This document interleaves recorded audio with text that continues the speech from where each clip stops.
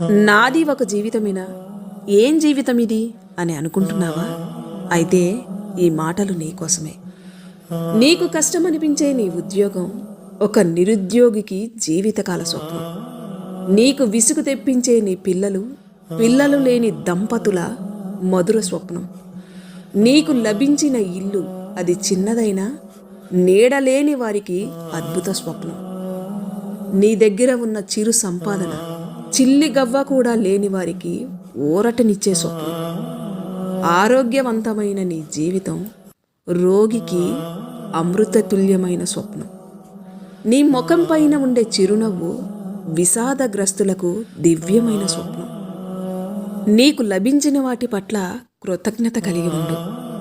సంతృప్తికరమైన జీవితాన్ని అలవర్చుకునే భావాలతో జీవించు.